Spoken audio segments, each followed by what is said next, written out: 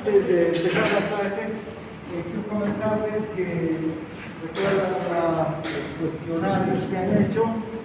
Bueno, ya los tengo totalmente procesados y todo elaborado, yo tengo los resultados y lo vamos a presentar, a ver si nos aceptan todavía, a la exposición para poder mostrarles los resultados. Son bastante interesantes. Además, como un trabajo así, ¿no?, de actividad digamos, de la asignatura, no solo de esta, sino de otras asignaturas que también con los estudiantes. En total, vean, han habido 2.266 cuestionarios aplicados por todas las ciudades, entonces es una masa grande de información.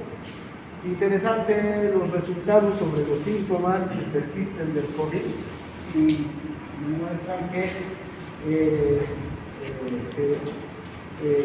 tenemos esos síntomas muy parecidos a los que ocurren en otras partes del mundo, otras investigaciones. Entonces yo la próxima semana voy a hacer una presentación rápida aquí de los resultados, pero hoy día estoy presentando, a ver, no sé si todavía me aceptarán el candidato y todo para que lo podamos exponer en la exposición, como un trabajo conjunto, docente y estudiante, ¿no? Bien, entonces ese trabajo ya está terminado, que es el fruto del esfuerzo de todos, ¿no? Ustedes, de aplicar los cuestionarios, de transcribirlos a Google, etc. Bien, ahora volveremos a nuestro tema. Tenemos entonces hoy la fisiología de las hormonas tiroideas. Estas son hormonas metabólicas. ¿Por qué son hormonas metabólicas? Porque activan todo el metabolismo del organismo, ¿no? Las hormonas tiroideas se sintetizan y se liberan a nivel de la glándula tiroides. Ustedes saben, la glándula tiroides está en el cuello, ¿no?, por debajo de la laringe y delante de la tráquea. Tiene una forma de una H, dicen algunos, de una mariposa, otros, ¿no? Pesa entre 15 a 20 gramos. Cuando se producen las hormonas tiroideas, tanto la tiroxina como la iodotironina, aumenta el metabolismo de todo el organismo. Vamos a ver enseguida los mecanismos por los que la hormona tiroidea es capaz de aumentar el metabolismo. Además, la hormona tiroidea, para ser sintetizada y liberada, necesita de la TSH, esta hormona que produce la pituitaria, la hipófisis, ¿no? Sin TSH no hay ni síntesis ni liberación. Vamos a ver cómo en varios pasos de la síntesis de la hormona tiroidea es necesaria la presencia de la TSH. Cuando se liberan las hormonas tiroideas ya sintetizadas, se liberan en forma de dos hormonas diferentes: la tiroxina o T4 y la triiodotironina o T3. ¿Por qué son T4 y T3? Porque tienen una en realidad, la base para la formación de las hormonas tiroideas es la monoiodotiroxina. Cuando dos monoiodotiroxinas se unen, van a formar una diiodo, y cuando tres, una triiodo, y cuando cuatro, una tetraiodo o una tiroxina, la T4. Vamos a ver enseguida cómo funciona esto. Pero, fíjense, todas tienen la misma base química, solo que unas tienen una monoiodotiroxina más, la T4. Estas dos hormonas son liberadas desde la tiroides. La monoiodo y la diiodo no. En realidad se van a volver a procesar esas dos formas y no salen de la tiroides, solamente la tiroxina y la iodotironina. aumentan el metabolismo del organismo. Vean, si no hay hormonas tiroideas, puede reducir el metabolismo entre un 40 o un 50%. Puede disminuir el metabolismo del organismo. Quiere decir que las personas que padecen hipotiroidismo, ¿verdad?, sus células tienen una actividad 50% menor que la de las personas que tienen actividad normal de la tiroides. Por eso estas personas presentan sueño, están cansadas todo el día, duermen todo el día, tienen lentitud mental, lentitud física, ¿no? Varios aspectos que tienen que ver con el metabolismo están totalmente disminuidos. Por el otro extremo, el exceso puede aumentar entre un 60 o un 100% el metabolismo.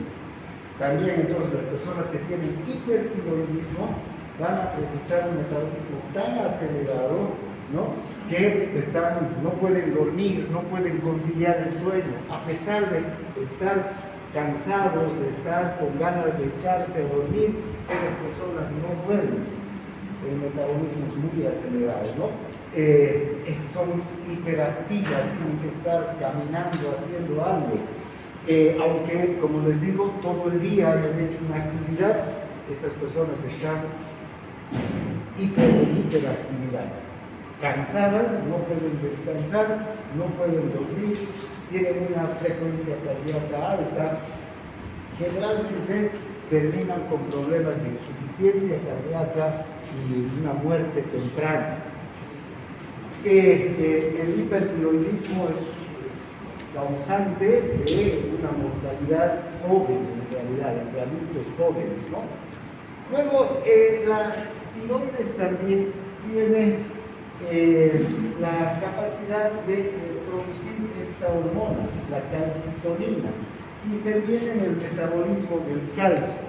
No vamos a hablar mucho de la calcitonina ahora, además vamos a hablar de la calcitonina cuando hablemos de la paratiroides y de la hormona paratiroidea, que también interviene en el metabolismo del calcio. Y la calcitonina y la hormona paratiroidea regulan entre los dos el metabolismo del calcio en el organismo. Entonces ahora no vamos a hablar mucho de la calcitonina. ¿Cómo se sintetizan las hormonas tiroideas? Vean, una vez que se liberan las hormonas tiroideas desde la glándula tiroides, la mayor cantidad de hormona es la tiroxina o T4. Una gran cantidad de tiroxina, el 93% de la producción de toda la glándula tiroides es tiroxina o T4. Son un 7% de triodotirolina. Ahora, fíjense, si esta es la célula efectora, la célula del organismo donde va a llegar la hormona tiroidea, la que realmente se va a unir al receptor en el citoplasma es la T3. La T4 no tiene una acción metabólica.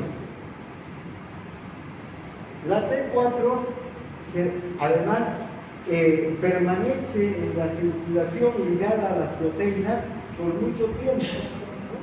Circula. En cambio, la T3, está la triodotirolina, se dirige casi inmediatamente hacia la célula. Poco tiempo está circulando en la sangre. Su ligadura con las proteínas es escasa. Ahora, ¿qué sucede? Cuando la T4 también ingresa a la célula, después de circular en la sangre, la T4 se tiene que convertir en T3 y recién va a tener una acción metabólica. No es que la T4 no sirva para nada, es como una reserva de la hormona tiroidea, la T4. La T4 se tiene que convertir en T3 para tener una acción metabólica. Claro, se tiene que convertir en T3.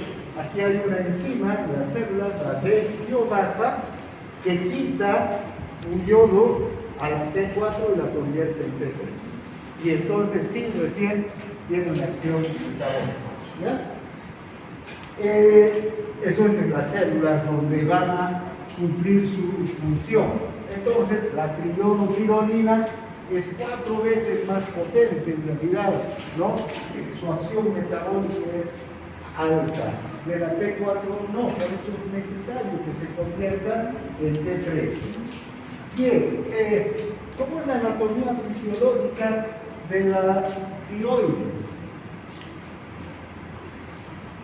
Ustedes recuerdan, la tiroides está compuesta por folículos, estos folículos cerrados, son como unas bolsas, ¿verdad?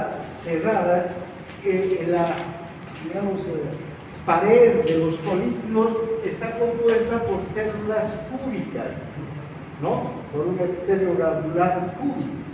Y el interior del folículo está ocupado por una sustancia gelatinosa que se la conoce como coloide. Entonces, esto es el coloide y estas son las células cúbicas. Se dan de cuenta que es una bolsa cerrada, la pared de la bolsa es las células cúbicas y el interior, el contenido es el coloide. Bien, aquí en el coloide va a estar una glucoproteína que es la tiroglobulina. Esta proteína, la tiroglobulina, es sintetizada por el retículo sarcoplástico de la célula cúbica. Esta célula cúbica produce el coloide, la tiroglobulina, y esta tiroglobulina está acá. Luego la tiroglobulina se va a unir al yodo y va a formar la monoyodotiroxina, que es la base para la formación de las hormonas tiroideas. ¿Ya? ¿Qué cosa va a formar, doctor? Monoyodotiroxina. La monoyodotiroxina. Ahorita vamos a ver cómo se produce todo este mecanismo. Ahora vean, esta tiroglobulina que está en el coloide no es la hormona, es solamente la porción, digamos, proteica de la hormona. ¿Recuerdan? La hormona tiroxina, la yodotiroxina también, son hormonas que se forman a partir del aminoácido tirosina. Este aminoácido tiene que unirse con una globulina y formar la tiroglobulina. Esa sale al folículo y ahí se va a unir al yodo. Es decir, este yodo con el que se une la tiroglobulina es un yodo que nosotros tenemos que consumirlo todavía. No aparece en nuestro organismo el yodo. Y el yodo necesariamente está presente o en el agua que tomamos o en los alimentos. ¿Ya? Entonces nosotros necesitamos ingerir por lo menos 50 miligramos de yoduro, de yodo en forma de yoduro, o al año, durante todo el año, o más o menos 1 miligramo por semana, ¿no? Recuerden, el año cuántas semanas tiene, 52, ¿no? Entonces, si requerimos 50 miligramos al año, aproximadamente 1 miligramo por semana. Ahora, fíjense, los alimentos y el agua contienen la cantidad de yoduro necesaria para cumplir con este requerimiento. Pero esto no ocurre en todas partes. Hay lugares en los que el agua y los productos vegetales que se producen en esos lugares, que extraen sus nutrientes de la tierra, no tienen yoduro. Es decir, las personas que habitan esas zonas tienen deficiencia de yoduro. Por eso, en esos lugares, las enfermedades de la tiroides son comunes, en especial el óseo endémico, que se produce por la deficiencia de yodo. Esta enfermedad era muy común hasta hace unos, 50, 60 años o más atrás. Muy común. Había regiones, en Bolivia hay varias regiones, donde no había yodo en el agua y las personas que vivían, que habitaban en esas regiones, padecían de forma endémica el yodo. Por eso se llama bocio endémico, ¿no? Tenían una tumoración, ¿no?, en la glándula tiroides. Felizmente eso se ha resuelto gracias a que la sal común es iodada. Se le digamos, añade una parte de yoduro por 100.000 partes de cloruro de sodio. Ustedes saben, la sal común es cloruro de sodio, ¿no?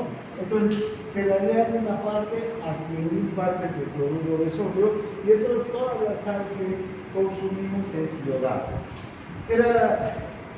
Fue una idea genial esa, puesto que intentaron iodar el agua, pero hay que iodar todos los días, sustituir con tabletas de yodo, eso también era complicado, las personas tenían que comprar las tabletas, tenían que haber a la mano las tabletas, otras medidas eran demasiado caras. Lo más sencillo y lo más barato resultó yodar la sal. La sal es una sustancia que llega a todas las mesas, todas las comidas se preparan con sal. Basta un poquito de sal para ya tener el yoduro necesario durante la dieta diaria. Entonces, todos consumen sal, ¿no? Y vean, yodar la sal resultó tan barato que no incrementó el costo de la sal. ¿Cuánto cuesta una bolsa de sal? ¿Alguien sabe? Un peso. Un peso. ¿Y cuánto dura esa bolsa? El mes.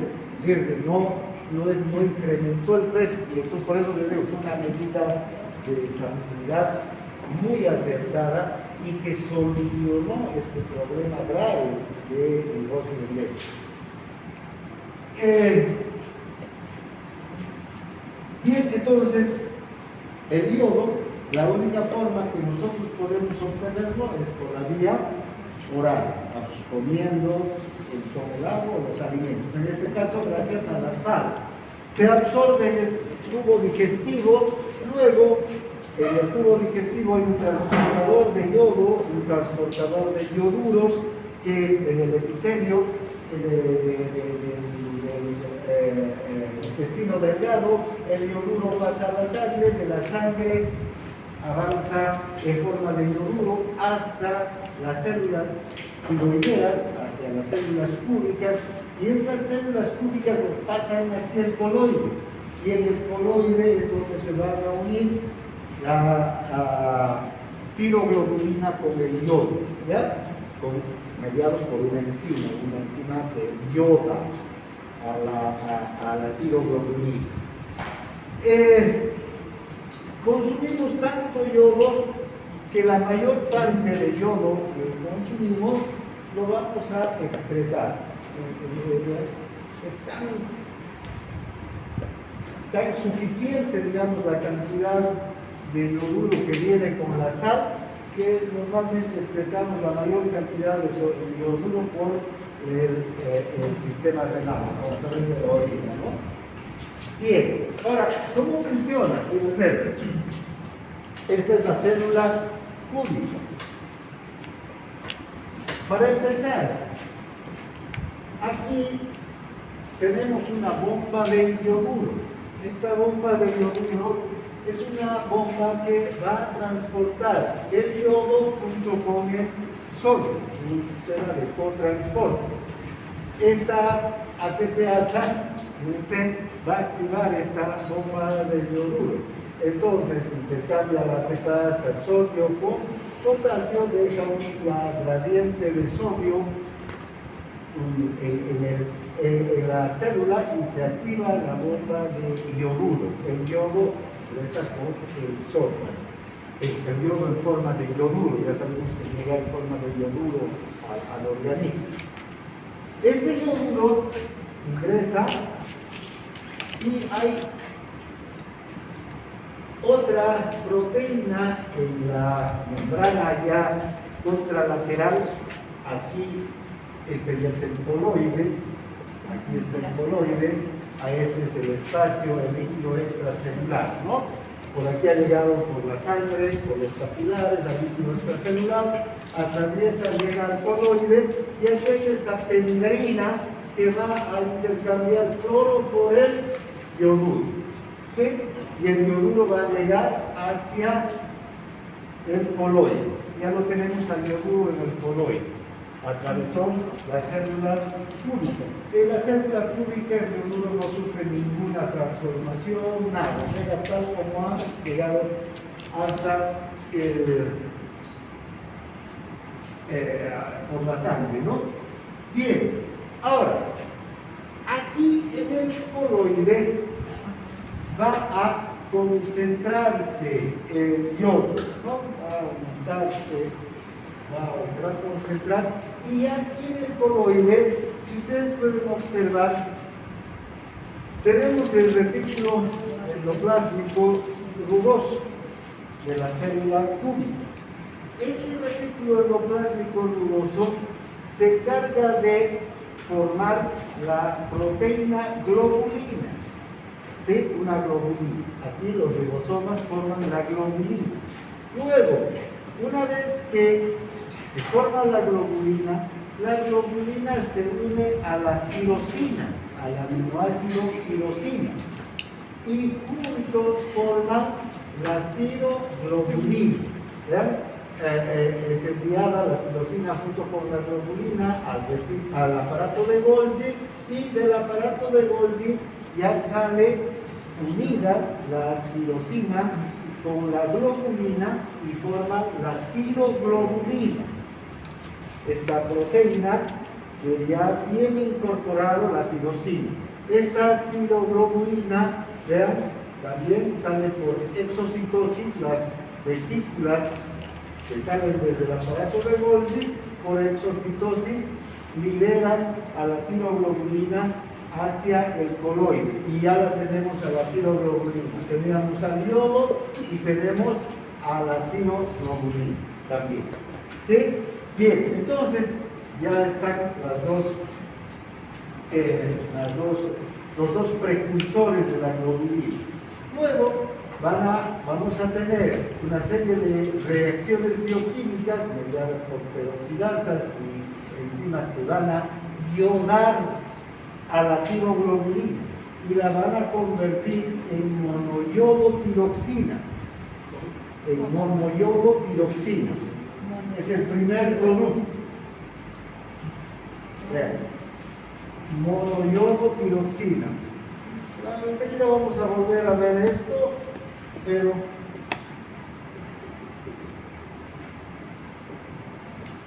ya, monoyodotiroxina. Dos monoyodotiroxinas van a formar una diyodotiroxina.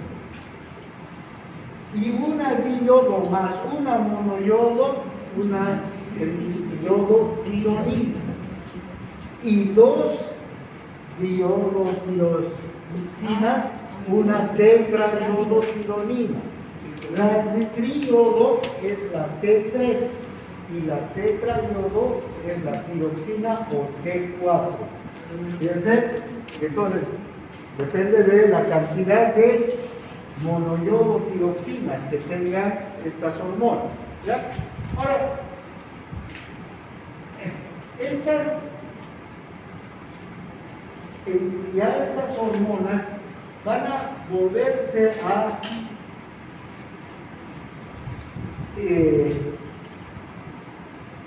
van a volver a ser ingresadas a la célula cúbica.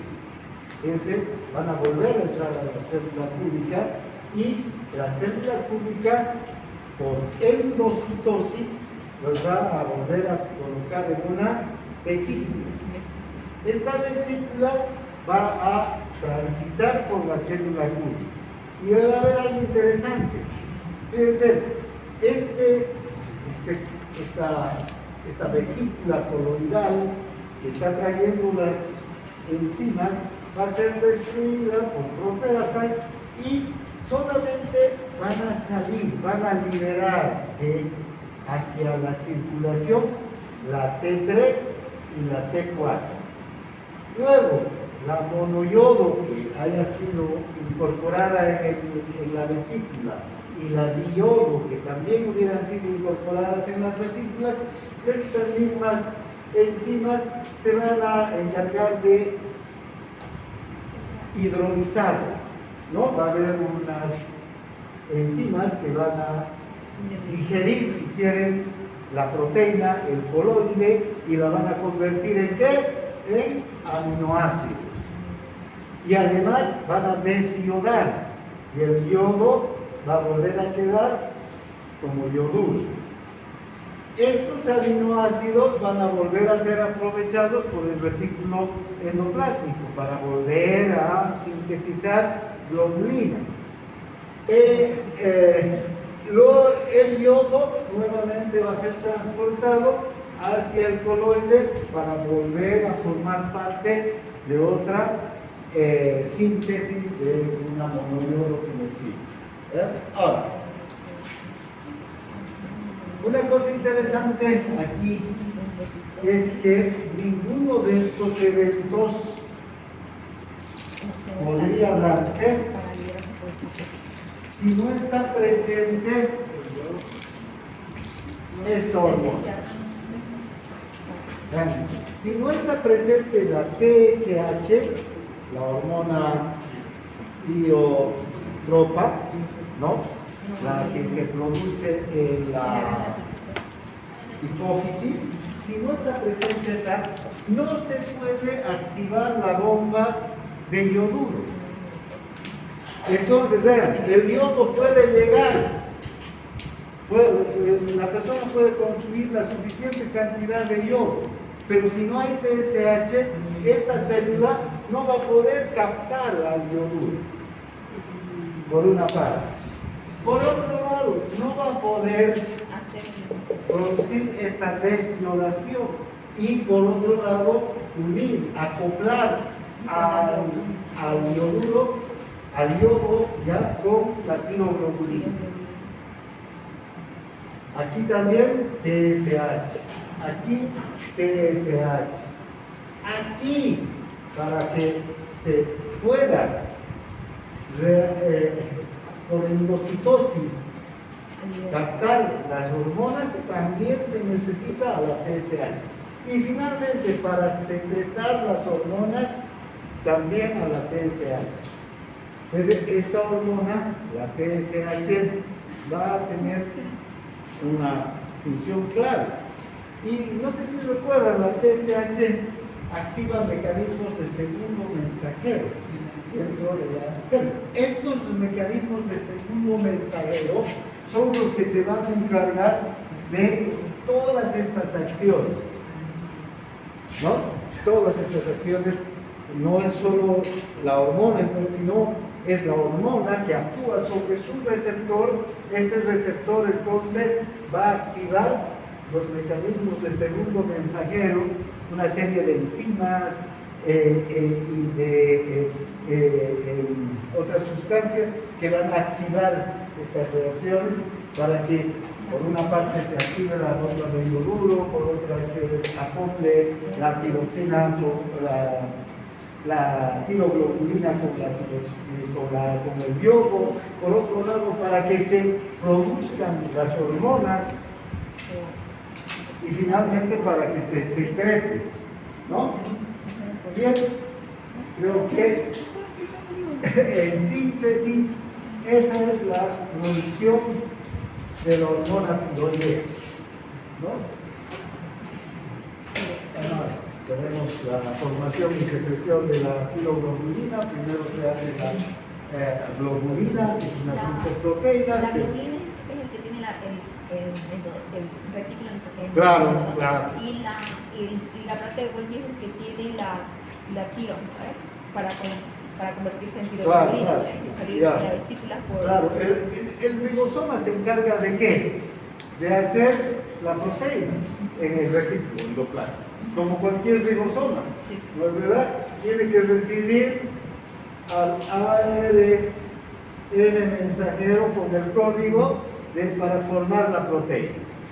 se forma la proteína. Luego, una vez que está formada la globulina, recién se va en este proceso unir a la tirosina, al aminoácido tirosina. ¿Para qué? Para formar la tiroglobulina.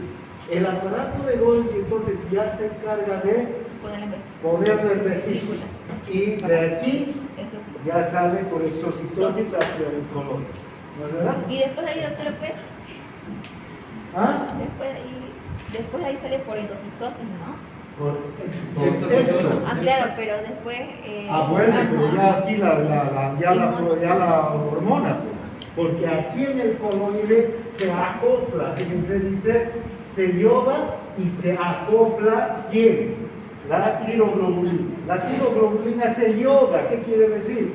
Se une al yodo, se acopla al yodo. Y ya no es tiroglobulina ni yodo, sino es monoyodo tiroxina. Cuando se produce esa reacción, se forma la monoyodo tiroxina. ¿No? ¿La RT3 qué? ¿Qué? RT3. Es la inversa. Es una T3 inversa. ¿Sí? Bien. Aquí también podemos ir observando y ya hemos visto estas fases. ¿No es verdad? El yodo oxidado se va a, primero el yodo aquí, estas peroxidases lo oxidan, una vez oxidado se une a la tiroglobulina, ¿no? La tirosina se yoda a monoyodo, sí.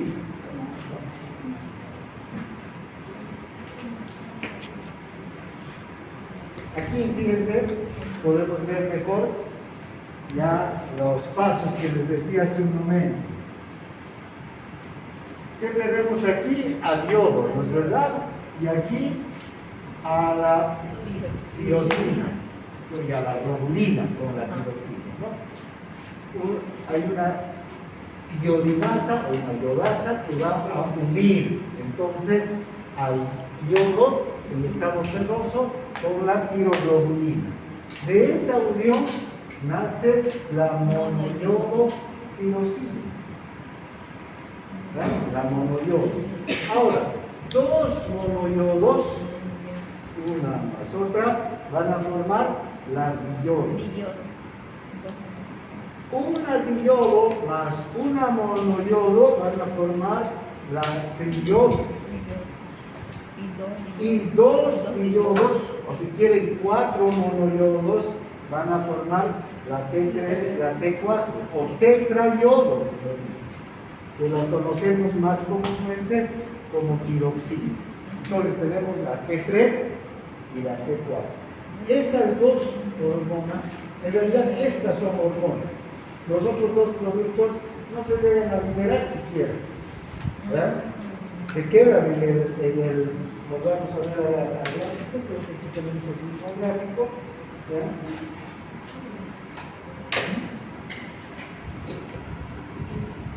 Estos dos productos, la monoyodo y la diyodo, van a ser encapsulados, van a ser puestas en vesículas y van a ingresar, no se quedan en el coloide, pueden ingresar aquí y van a liberarse de la vesícula todas las cuatro hormonas, digamos, la monoyodo, la diyodo, la triyodo y la tetrayodo, la tiroxina, y solo la T3 y la T4 van a salir. Y la monoyodo y la diyodo van a ser hidrolizadas, convertidas en aminoácidos, en tirosina y en yodo. Todo eso se va a volver a aprovechar nuevamente para formar una nueva monoyodo tirosina. ¿Está claro? Sí. Ahora, como les decía hace un momento, una cosa interesante es que este coloide es capaz de almacenar una gran cantidad de hormona tiroidea en forma de T3, de T4. Este proceso, cuando termina de formarse la hormona tiroidea, este proceso de liberar la hormona ya a la circulación, tarda un tiempo y puede almacenarse durante mucho tiempo, por lo menos 3 meses, ¿vean? Hormona tiroidea en el coloide. Entonces, ¿qué ocurriría? Por decirlo, hoy día no conseguimos nada de yodo, en nuestra dieta desaparece el yodo. Hoy día no comemos nada de yodo. Tenemos 3 meses todavía de hormona tiroidea que va a seguir siendo liberada. Es unas 3 meses aproximadamente, ¿no? Un periodo más o menos de 3 meses. Y no solamente eso, sino que además, recuerdan, la T4 circula por varias semanas, también 2, 3 semanas, en la sangre ligada a proteínas. Entonces tenemos una reserva de hormona tiroidea por más de 3 meses. Ahora, si después de todo ese tiempo no consumimos yodo, entonces ya vamos a empezar a sufrir una deficiencia de hormona tiroidea, porque no va a haber yodo para la formación de la hormona, porque el yodo es esencial. Por eso es que vean estos lugares donde no había yodo en el agua o en los alimentos, padecían del óxido endémico, ¿no? Había lugares en Tarija, aquí en Santa Cruz, en Chuquisaca, en Bolivia, ¿no? Varios lugares concretamente donde no había yodo y el óxido era tradicional de estas zonas, ¿no? Creo que aquí en la zona de Cotoca me parece que era yodo, ¿no? Entonces la gente era difícil conseguir yodo. ¿De dónde iban a conseguir yodo? Algunas personas, cuando ya se identificó además la causa del óxido, ¿no? Eso no ha sido fácil. Primero se tuvo que hacer los estudios fisiológicos. Estamos hablando de hace unos 100 años atrás, y después todavía todo ese conocimiento que se disfruta, no era como ahora, que hoy día se identifica un proceso y al día siguiente ya todo el mundo puede saber, ver su celular. En ese tiempo era muy rápido. Pero yo recuerdo todavía que solían utilizar yodo, el yodo que viene en solución, una gotita de yodo echaban al agua. Eso era muy complicado, ¿no? Daba sabor al agua, costaba, el costo de una botellita de yodo era mayor que la sal, solamente unas cuantas personas podían acceder, y como en todas partes, la gente con menos recursos era, desde luego, la más afectada por este problema, ¿no? Entonces, el yodo es esencial. Por eso esta nuestra glándula ha evolucionado, porque, ven, nosotros de dónde venimos? De animales, ¿no?, que han evolucionado. Y los primeros humanos que han empezado a poblar la tierra eran nómadas, personas que no estaban fijas en ningún lugar. Entonces, había periodos en los que accedían al yodo, porque andaban en su itinerario, ¿no?, en lugares donde sí había yodo, y había otros lugares donde no había yodo. Entonces, la evolución ha ayudado a que la glándula, ¿no?, vaya desarrollando esta capacidad de poder almacenar la hormona tiroidea. La evolución es perfecta, ¿no?, como se dice antes. Bien, luego está la liberación de la tiroxina y de la triiodotironina aquí y a nivel ya de la membrana que da al líquido extracelular, ¿no? Las proteasas digieren las moléculas de tiroglobulina y liberan la tiroxina y la tirogliona. Y las otras son recicladas, la monoyodo y la tiroglobulina. Ahora, ¿cuánto de tiroxina y de tirolina secretamos al día? Alrededor del 93% de toda la hormona es T4 y solo 3% T3. Ahora, esa T3 está lista para cumplir con sus funciones metabólicas. Llega a la célula, ingresa y no tiene que tensionarse nada. Incluso, vean, el transporte de las hormonas tiroideas, la T4 se liga con mayor facilidad y con mayor tiempo a las proteínas plasmáticas, porque estas hormonas no circulan de forma libre, como la adrenalina, la noradrenalina. No necesitan la adrenalina ni la noradrenalina ligarse a proteínas, ¿no? Circulan de forma libre. Estas no, necesitan ligarse a proteínas para circular. Lo mismo que los esteroides, que las hormonas esteroideas también necesitan ligarse a proteínas plasmáticas. Bien, ahora, ¿cuánto es la producción total de hormona tiroidea? 35 microgramos diarios.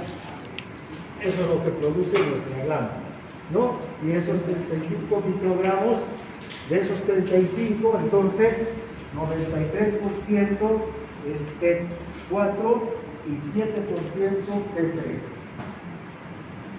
Un segundo, este tipo es importante, ¿no? Porque vean, tanto la T3 como la T4 llegan a la célula efectora. Aquí va a cumplir su función. ¿Y cuál será esta célula efectora? ¿Cuál será? ¿Qué opinan? La célula cardíaca, la célula renal, la célula nerviosa. Todas las células. Fíjense, prácticamente la hormona tiroidea llega a todas, porque todas necesitan metabolismo. No hay una célula donde no haya metabolismo, ¿no? Y todas necesitan regular el metabolismo. Entonces, fíjense, esta es la célula a la que llegan las hormonas. La T3 ingresa directamente y se une a su receptor, ¿no? La T4, en cambio, tiene que ser desviodada. Fíjense, ingresa por la membrana, esta es la membrana celular, las dos ingresan, pero la T4 en el citoplasma, este es el citoplasma, tiene que ser desviodada.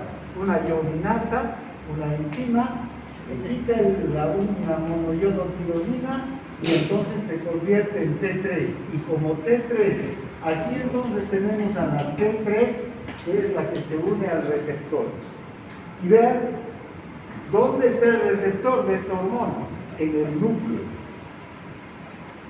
Entonces la hormona, la T3, tiene que ingresar por los poros hasta el núcleo y aquí unirse a su receptor. Este receptor está junto al ADN, está junto a los genes. ¿Y qué es lo que hace? Activa la síntesis de proteínas. Entonces este receptor, junto con este receptor retinoide, van a activar la síntesis de proteínas.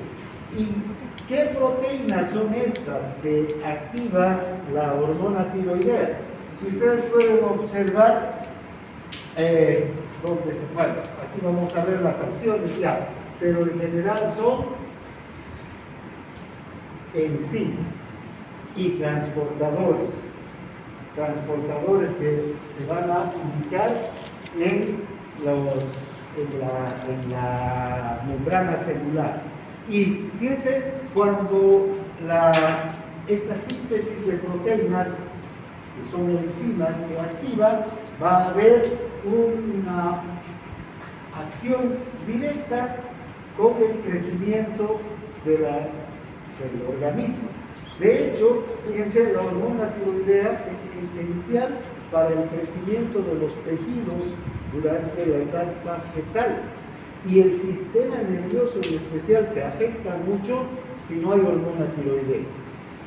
El desarrollo del sistema nervioso se ve entorpecido si no hay hormona tiroidea. Entonces, la hormona tiroidea favorece el desarrollo del sistema nervioso, la maduración del sistema nervioso. Por eso es que las personas hipotiroideas, si nacen hipotiroideas, ya nacen con problemas de desarrollo y de evolución de su sistema nervioso. Y durante la vida extrauterina van a tener generalmente una menor capacidad de reacción mental, ¿no? Son lentas mentalmente para el aprendizaje, para todos esos procesos donde el sistema nervioso interviene. Además, fíjense, tiene también efectos sobre el sistema cardiovascular, sobre el sistema cardiocirculatorio. Vean, en el corazón en particular, ¿qué hace la hormona tiroidea? Aumenta el gasto cardíaco, aumenta en los tejidos el flujo sanguíneo hacia los tejidos, aumenta la frecuencia cardíaca, aumenta la fuerza de contracción del corazón, aumenta la respiración celular en realidad del músculo cardíaco y de todo el sistema cardiocirculatorio. Entonces, incrementa las funciones cardíacas. Entonces hay una mayor fuerza de contracción, una mayor frecuencia cardíaca. Ahora, el hipertiroideo, como vamos a ver en un rato, ¿qué es lo que tiene? Taquicardia. Tiene unas taquicardias de 120, 150 por minuto. No, fíjense, el hipertiroideo es una enfermedad compleja del hipertiroidismo. No es una enfermedad como la gripe, sino es bastante compleja. Y el hipotiroideo, ¿qué tiene? Bradicardia más bien, ¿no? Por esta situación, ¿no? Ahora, vayamos al nombre de la hormona, o a su denominación. Es una hormona metabólica, hemos dicho, ¿verdad? Fíjense cómo interviene en el metabolismo. Todas estas enzimas de las que estamos hablando aquí, que igual en el corazón, en el sistema cardiocirculatorio van a cumplir funciones en cada una de estas células, pero en el resto de las células, vean, aumenta el número de mitocondrias. ¿Para qué necesitaremos mitocondrias? Para la energía. Sin mitocondrias, sin ATP, no hay metabolismo. Si tengo pocas mitocondrias, tengo poco ATP, mi metabolismo va a ser bajo. Si tengo muchas mitocondrias, si tengo exceso de ATP, mi metabolismo va a ser alto. ¿No? Fíjense los dos extremos, el hiper y el hipotiroidismo. Bien, aumenta las bombas ATPasas, ¿no? La ATPasa es una bomba que, como hemos visto, interviene en la función celular a todo nivel, activa contra transportes, tiene que, por una parte, fíjense, siempre que hay un potencial de acción, cualquier estímulo, un potencial de acción a una célula, ¿qué ocurre durante el potencial de acción? Entra el sodio y sale el potasio. Además, junto con el sodio, ¿quién entra? El agua. Sabemos entonces de que para que se restablezcan las concentraciones de estos iones, ¿qué tiene que ver? La ATPasa, que va a sacar el sodio y va a devolver el potasio y va a volver a sacar el agua O sea, no la misma ATPasa, pero al salir el sodio, el agua va a salir y se va a restituir el volumen de la célula. Porque de lo contrario, fíjense, si solamente entraría el sodio y saldría el potasio, esta célula termina explotando. Entonces, fíjense, cuanto más estímulos hay, entonces, en cualquier célula, cualquier potencial de acción en una célula, más estímulos hay, más sodio entra y más potasio sale. Entonces, más actividad de la ATPasa que tiene que restituir estos valores en el interior de la célula. Entonces, por eso es que cuanto mayor es el metabolismo, más estímulo para el funcionamiento de la célula, más ATPasas necesita. Entonces, estas enzimas son ATPasas en realidad. Pero vean, cuando hablamos de la mitocondria, ¿cuántas enzimas hay dentro de la mitocondria? Un montón de enzimas. Todas las enzimas, por ejemplo, que van a participar del ciclo de Krebs, todas las enzimas que participan de la fosforilación oxidativa, todas esas enzimas que en última instancia forman ATP, tienen que incrementarse, tienen que aumentar, ¿no? De hecho, vean, esta acción génica de aumentar mitocondrias es una función importantísima, porque la misma mitocondria tiene su propio ADN mitocondrial, ¿no es verdad? Tiene su propia estructura genética, la mitocondria que activa su propia síntesis de proteínas, etc., sus enzimas. Pero previamente tiene que haber una activación para el aumento de la mitocondria. Bien, ahora, veamos, aquí tenemos que aumenta el consumo de oxígeno. Desde luego, para que haya un incremento del metabolismo, tiene que haber mayor oxígeno, porque el oxígeno es el que reacciona con los nutrientes. Aumenta, fíjense, la absorción de glucosa, ¿no? Ahora, para que esta célula absorba más glucosa, ¿qué necesita? ¿Ah? Independientemente de la insulina, ¿qué requerirá? GLUTs, transportadores de glucosa.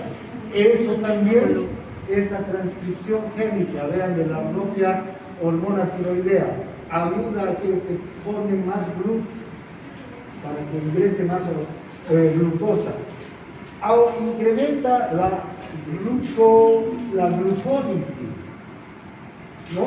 Incrementa la lipólisis, aumenta incluso la disposición de aminoácidos para cuando falta glucosa, la disposición de aminoácidos, ¿para qué? Para que se produzca la gluconeogénesis y poder tener energía. Porque fíjense, sin energía no hay metabolismo, y esta es hormona metabólica. Esta busca por todos los medios formar ¿qué cosa?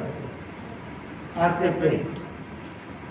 Que la célula disponga de ATP, y para disponer de ATP necesita glucosa, necesita oxígeno, necesita ácidos grasos o aminoácidos libres. Fíjense la cantidad de acciones entonces metabólicas en las que está metida esta hormona tiroidea. Por eso es que el hipotiroideo tiene poco metabolismo, ¿no?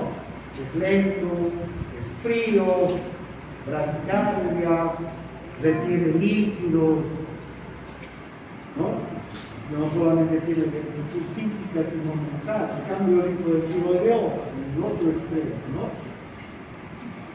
Tiene una hiperactividad.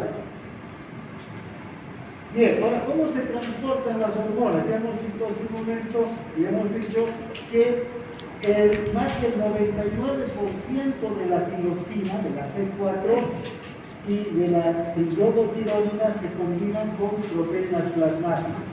Hay una globulina fijadora de la tiroxina y unas albúminas también que son fijadoras de la tiroxina. Entonces, estas dos, globulina y albúminas fijadoras de la tiroxina, son proteínas que se sintetizan en el hígado y que tienen una especial, digamos, afinidad química con estas dos hormonas. ¿Ah? Sí, con la T4, en particular con la T4. Se fijan entonces, porque para fijarse forman enlaces débiles, ¿no? Que se hacen rápidamente los enlaces, pero también se deshacen. Cuando hay una alta concentración de la hormona, el enlace suele hacerse fácilmente. Cuando disminuye la concentración de la hormona, el enlace empieza a liberarse.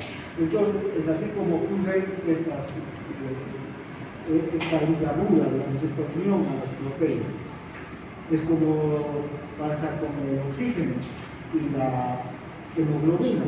¿De acuerdo? Cuando la presión parcial de oxígeno es alta, ¿no?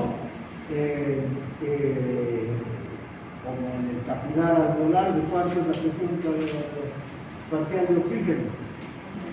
Esa es la pregunta de examen. ¿Cuánto es la presión parcial? 104 milímetros de mercurio, ¿no? En cambio, en los tejidos, ¿cuánto es? 40. En el capilar alveolar se fija, se une rápidamente el oxígeno con la hemoglobina porque hay una presión parcial alta. Estos enlaces débiles que se hacen y se deshacen con facilidad suelen tener esos principios, ¿no? Cuando hay mucha concentración se forma el enlace, cuando hay poca concentración se libera. Bien, ahora estos enlaces no necesitan, por ejemplo, enzimas que rompan el enlace, nada que ver, no, si no sería todo un problema. Bien, entonces, fíjense ahora, la mitad de la tiroxina que está en la sangre se va a liberar en las células de los tejidos cada 6 días. Entonces, nosotros tenemos tiroxina para por lo menos 12 días, por lo menos para 2, incluso hasta 3 semanas más de la hormona que está en la sangre, sin contar la hormona que está en el coloide, ¿no? Está ahí almacenada en el coloide. Por eso les decía, nuestro organismo prevé etapas en las que no vaya a consumir yodo. ¿Cómo cambiará esto en el futuro? Tal vez nuestra glándula se vaya adecuando allá a una producción continua de yodo, porque ahora es una producción continua de yodo. Pero este proceso recién es de hace pocos años atrás, que se dio 50, 60 años atrás, es que se empezaron a lograr la sal. Entonces, puede ser. Bien. Y la mitad de la triiodotironina tarda un día en llegar a las células.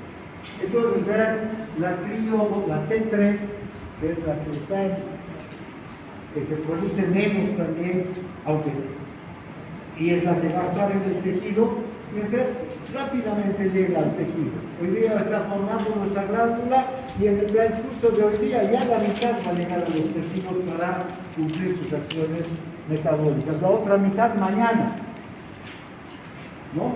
La T4 está en la T4, esta va a tardar más. Y la T3 es más rápida. Ya está lista también, pues, para cumplir con sus acciones, ¿no? Entonces la tiroxina además tiene un periodo de latencia de unos 2 a 3 días hasta que inicia su periodo de actividad, ¿no? Aquí el periodo de latencia, poco a poco empieza a aumentar e incrementar su acción en el metabolismo basal, ¿no? En 2-3 días va a estar ya en concentraciones como para poder producir su función metabólica.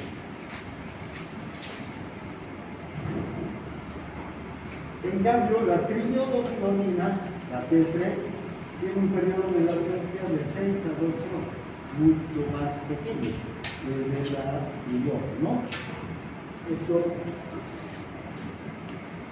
Ahora, entonces, vean cuáles son las funciones fisiológicas.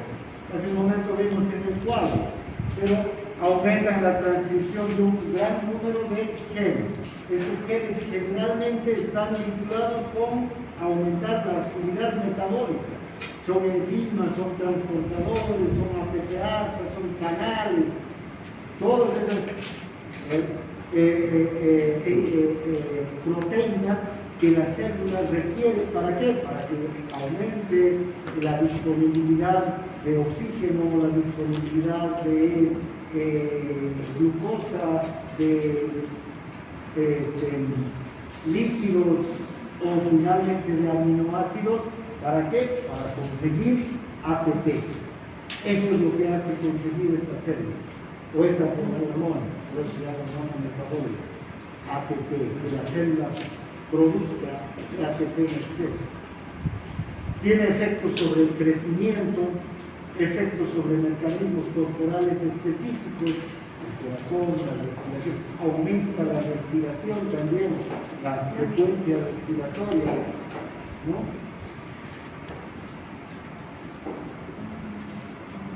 Entonces aquí lo que veíamos, todas estas, la inscripción de genes, ¿no? Enzimas, proteínas estructurales, proteínas transportadoras, todo esto es lo que se requiere, ¿no? Gracias a esta transcripción génica y aumentar este tipo de proteínas, se va a aumentar las actividades de la célula, ¿no? Va a haber un incremento importante de la actividad funcional y metabólica de la célula. Pero nos pasamos algo.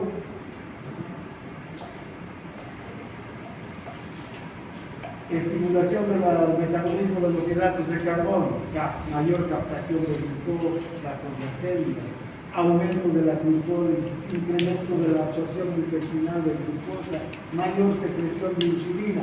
Todo esto, fíjense, con el fin de convertir la glucosa en ATP. ¿No? También estimulación del metabolismo de los lípidos, moviliza lípidos del tejido adiposo, disminuye los depósitos grasos en el organismo, incrementa la concentración plasmática de grasos y acelera su oxidación, la beta oxidación de los lípidos. También esto ¿para qué? Para el ATP. ¿No? Mayor necesidad de vitaminas. ¿Qué son las vitaminas?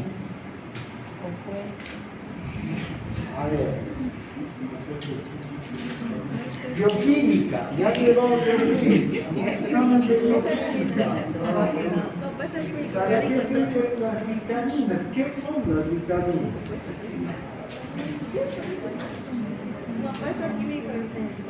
Compuesto químico.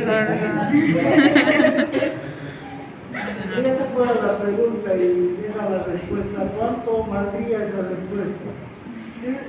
¿Cero, no?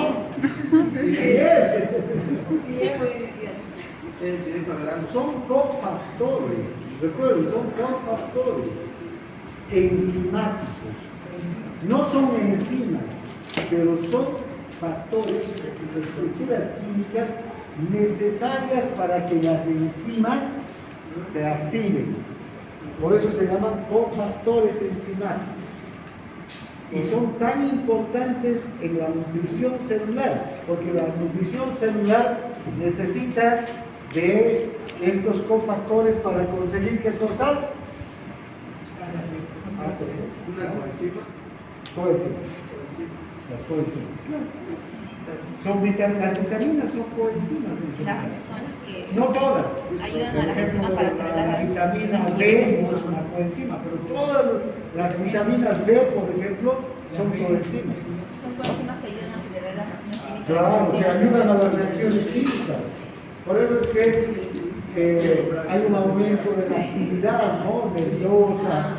Por eso dicen, o sea, se recetan incluso vitaminas B, complejo B, ¿para qué? Para el sistema nervioso, para el funcionamiento, el trofismo del sistema nervioso. Bien. Bueno, entonces, incrementan la cantidad de enzimas corporales que están formadas por vitaminas. Entonces, fíjense, estas vitaminas son cofactores enzimáticos que sin las vitaminas, muchas de las D, por ejemplo, las enzimas no funcionan adecuadamente. A eso se refiere. Vean, aumento del metabolismo basal. ¿Vean? El metabolismo basal puede incrementarse un 60 o un 100% con la hormona tiroidea y disminuir también en un 50% si no hay hormona tiroidea.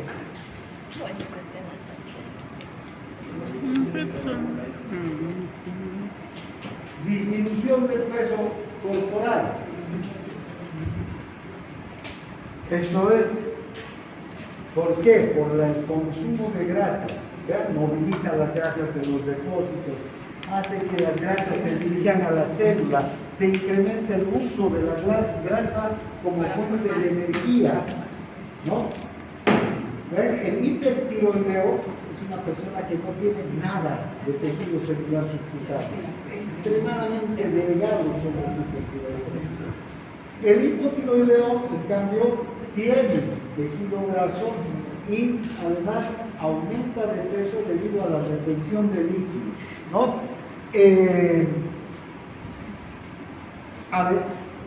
Y además, fíjense, el hipertiroideo come todo el día, tiene un apetito voraz. En cambio, el hipotiroideo no come casi, poco.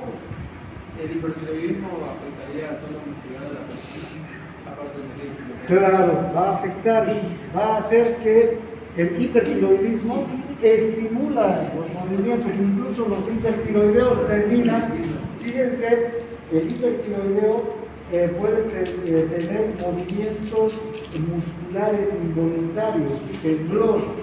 Fíjense, un hipertiroideo, le ponen que le estire el brazo, el hipertiroideo va a temblar. ¿Por qué? Porque hay una estimulación general de todo el organismo.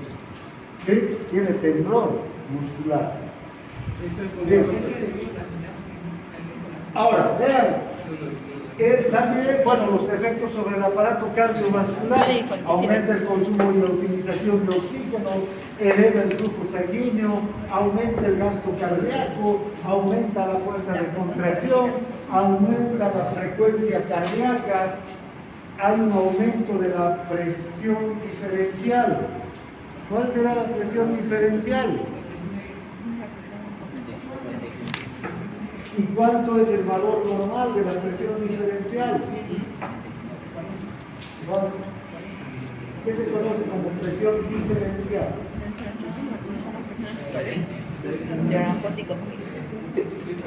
¿Cuál es? La presión diferencial. Diferencial, ¿eh? Pero eso No es nada más que, como su nombre dice, la diferencia entre la presión diastólica, la sistólica y la diastólica. Esta es la presión diferencial. ¿Cuánto será? 120, 80, 120 menos 80, 40. ¿Recuerdan? A ver.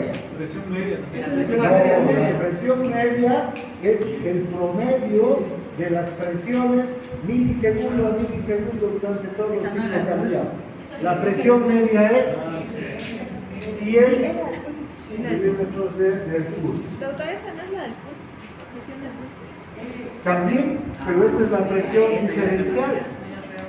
¿Vale? Esta es la presión diferencial. Y, a ver, pero es que una cosa es la del pulso y otra la diferencial. ¿Cuándo se incrementa la presión diferencial? Cuando hay una estenosis.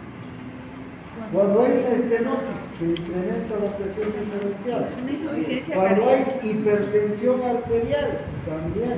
Cuando hay una insuficiencia aórtica, por ejemplo, fíjense, la presión diferencial puede ir de cuánto, desde 180, la presión sistólica, a 0, la presión diastólica. ¿No es verdad? Porque vuelve toda la sangre de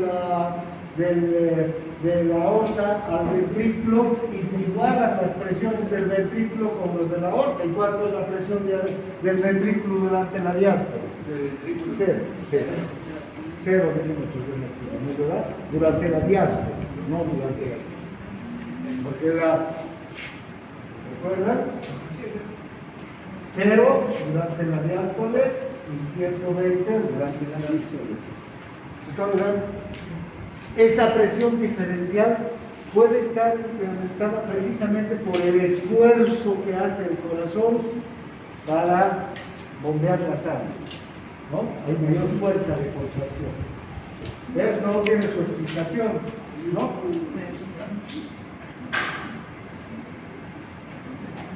Ahora no va a ser un incremento. La presión arterial, por ejemplo, produce, la hipertensión arterial produce un aumento de la presión diferencial. Aumento de la respiración, hay mayor utilización de oxígeno, hay mayor consumo de oxígeno por las células, aumenta la frecuencia, la profundidad de la respiración, aumenta la motilidad digestiva. O sea, en realidad, fíjense, los movimientos intestinales también se incrementan, igual que los movimientos musculares que pueden producir temblor. Puede haber un movimiento, de hecho hay un aumento de la motricidad. Y si se aumenta la motricidad, ¿qué va a pasar? Vean, sí. ¿Cuánto más o menos tarda el alimento en llegar al intestino delgado? Unos 40 minutos, ¿no? Y después aquí, ¿cuánto tiempo? 5 a 6 horas, ¿no? Hasta llegar al colon. Y en el colon, bueno, va a almacenarse, etc. Todos estos tiempos se van a reducir. En el estómago va a pasar el alimento en 10 minutos o 15. Aquí 2 o 3 horas. Entonces, ¿qué va a ocurrir? Estas personas comen y necesitan seguir comiendo, por una parte, pero no hay tiempo a una absorción adecuada. Por otro lado, no hay tiempo a una reabsorción de los líquidos. ¿Recuerdan cuánto líquido se secreta? 9 litros. Más 2 que no tomamos, digamos, 7 litros, más 2 que tomamos, unos 9 litros. Todo esto se tiene que reabsorber. Estas personas no llegan a reabsorber adecuadamente el hipertiroideo, ¿no? Entonces, ¿qué va a ocurrir? Las heces son líquidas, pueden presentar diarrea, ¿no? Estas personas. En cambio, los hipotiroideos, ¿qué va a ocurrir? Todo esto es más lento, pues. La comida va a pasar en hora y media, digamos, hasta el intestino, y por el intestino delgado en todo un día. Entonces van a presentar estreñimiento crónico. Muchas personas, vean, se les diagnostica hipotiroidismo porque son estreñidas. Un estreñido se le hace jóvenes en especial, ¿no? Dicen ustedes, no sé, 3, 4 días que no voy al baño, tengo este problema. Claro, se les da laxantes, etc., pero no funcionan los laxantes al final.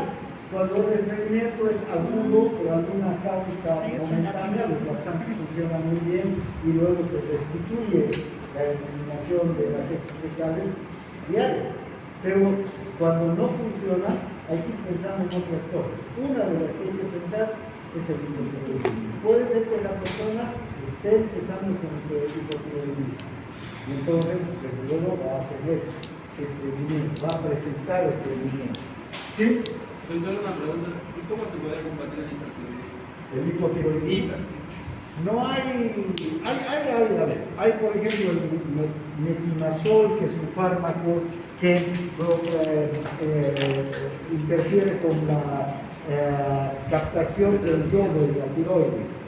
Hay el propiltiuracilo, que es otro también que va a interferir con el metabolismo de la tiroglobulina y la formación de la hormona tiroidea. Pero todos estos fármacos en realidad no tienen un efecto muy controlable, ¿sí? Porque el hipertiroideo generalmente se debe a un aumento de la secreción de la hormona por tumores, por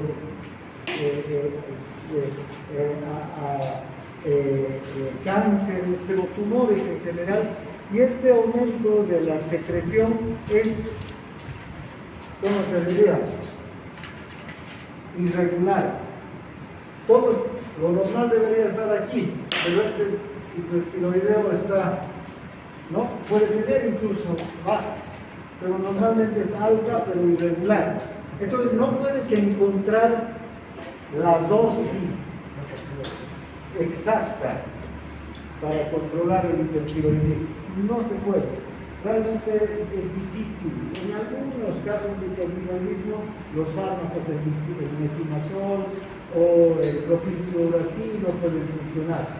Antes incluso se daba Lugol, ¿no? El Lugol, que es un yodo. Aunque, ¿por qué se da el Lugol? ¿Por qué se dan estos fármacos yodatos? ¿Se daban para qué? Para bloquear a la bomba del yoduro. En realidad, ese es el mecanismo. La esperanza de vida. Disminuye pocos años, muy pocos años. Por eso les decía hace un momento, el hipertiroidismo es una causa de muerte en adultos jóvenes. ¿Sí? ¿No? De personas de 40, 50 años. Como tal, cuando tiene hipertiroidismo puede tener problemas cardíacos, ¿no? Claro. Se tiene Va a morir que dar un tratamiento para prevenir. Por ejemplo, ¿con qué se controlan esos problemas? Con un fármaco que se llama propanolol, que es un beta bloqueante, que se utiliza para el hipertiroidismo. Ahora, no se puede controlar el hipertiroidismo, es difícil. ¿Qué se puede controlar? El hipotiroidismo. Tenemos la hormona tiroidea, ¿no? La levotiroxina se llama esto. Entonces, si un paciente tiene hipotiroidismo, se le puede calcular muy bien la dosis, ¿no? Porque vienen dosis de 25, de 50, de 100, de 75 microgramos. Se calcula muy bien la dosis. Entonces, las personas hipotiroideas generalmente no tienen problemas en su tratamiento, tienen que cumplir el tratamiento. Entonces, ¿qué se hace con el hipertiroideo? Dado que es mortal, se saca la glándula, se la extirpa y se le trata como a un hipotiroideo. Entonces ahí puedes encontrar la dosis exacta de la levotiroxina que ese paciente necesita. También se puede hacer un tratamiento con con el yodo 131, que es un yodo radioactivo que mata a la glándula. Una tableta de yodo 131 va a fijarse en las células públicas y va a matar. Hace exactamente lo mismo que los rayos X, mata a las células. Entonces, se hace la extirpación ya no quirúrgica de la glándula, sino médica, ¿no? Clínica. No lo tenemos que hacer cirugía, sino dar un 131. De las dos formas, la glándula muere o desaparece y ya no produce hormona tiroidea esa persona, pero le podemos dar la levotiroxina. Puede necesitar 50 miligramos diarios, todos los días tiene que tomar su tabletita. Eso es mejor que estar con hipertiroidismo, ¿no? Ese es el tratamiento. Bien, entonces fíjense, antes ya estamos sobre la verdad. Bueno, sobre el sistema nervioso central también. afecta el desarrollo. Sobre la función muscular, ahí está. Puede producir temblor, lo que te preocupaba hace rato, es que no tomes hormonas tiroideas. Sobre el sueño, interfiere con el sueño, el hipertiroideo, el insomnio, el hipotiroideo duerme todo el día. Sobre las glándulas endócrinas, todas las glándulas que elevan su función. Y sobre la función sexual. Fíjense, en los varones el hipotiroidismo, por ejemplo, produce disminución de la libido y el hipertiroidismo impotencia. Libido, el deseo sexual. No, y el libido, ¿Qué no te prende? es el deseo sexual. Entonces, las personas con hipotiroidismo no tienen deseo sexual.